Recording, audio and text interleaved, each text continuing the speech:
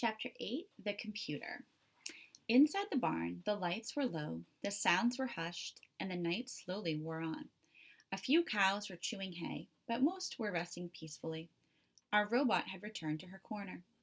The soft glow of the computer screen lit up her face as she studied farming. She learned about the herd, about the pasture in the fields, about the native plants and wildlife, about the seasons and the climate and the weather, about the machines and the buildings and the fences and the tools and all the dairy equipment. Every detail was perfectly remembered in the robot's computer brain. And in a single night, Roz became a farmer. Chapter 9 The First Day. At dawn, the cows began to stir. One by one, they walked out the side door, across the muddy barnyard, and into the parlor for a quick milking before heading down to the pasture. They followed the same routine every morning like clockwork. However, on this morning, the cows were joined by a robot. With her computer brain full of farming knowledge, Roz was ready for her first day on the job. She stomped through the tall, wet grass, and her head slowly turned as she scanned the scenery. The sun was rising, the fog was lifting, the cows were grazing, and then the whole world seemed to flip upside down. Before Roz knew what was happening, she was on her back, looking up at the sky. A strong stench filled the air. Our robot had slipped on cow dung. Remember, dung means poop. The herd erupted into laughter. Tess called out, "Welcome to Hilltop Farm, Roz," which brought another round of snorts and moos. "You'll have to get used to cow patties and to laughter," said old Annabelle, strolling over. "Not much happens around here, so we're always eager to laugh." "I understand," said Roz. "I like laughing too." And she forced out an awkward ha ha ha. Then the robot stood up, wiped her feet, and continued exploring the farm. But she was more careful to watch where she stepped.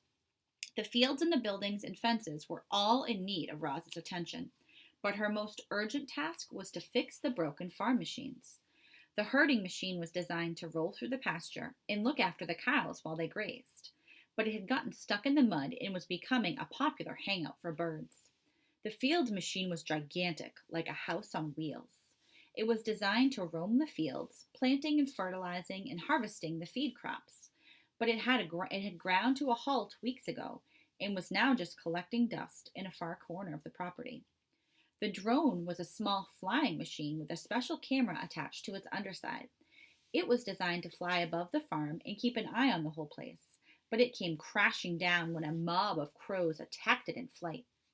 Other broken machines were hidden within clumps of weeds, and still more were waiting for repairs in the shed. The peaceful morning was suddenly jolted by the sounds of power tools as Roz began fixing the machines. Thanks to her robotic strength and smarts, she made excellent progress.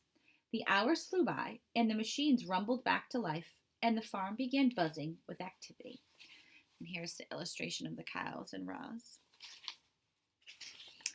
At sunset, Rambler came bouncing down the driveway, with the Sharifs in front and Oscar in the back.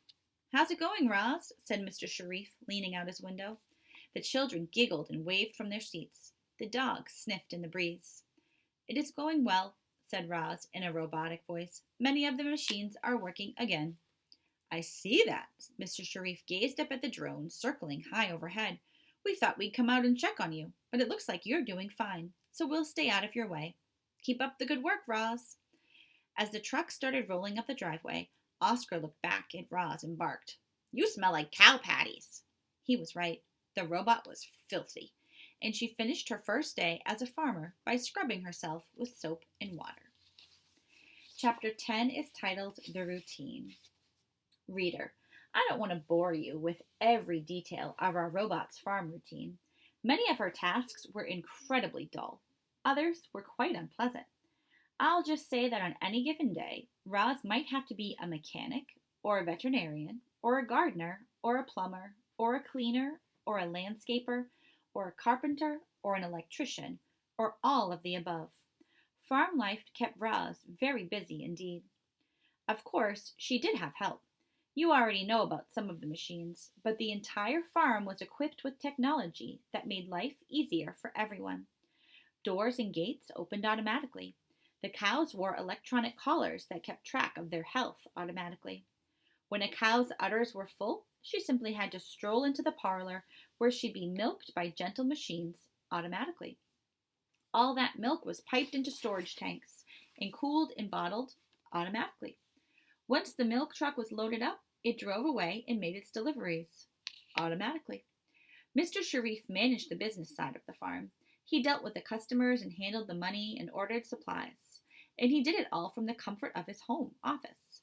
Now that he had a robot to do all the farm work, he hardly ever left the house. Roz was more content than she had ever expected to be. Most of her time was spent outdoors with animals under the wide open sky. Even while laboring in the fields, she could always stop to smell the flowers, look up at the clouds, feel the cool air drifting out from the trees. And yet Roz was living two lives.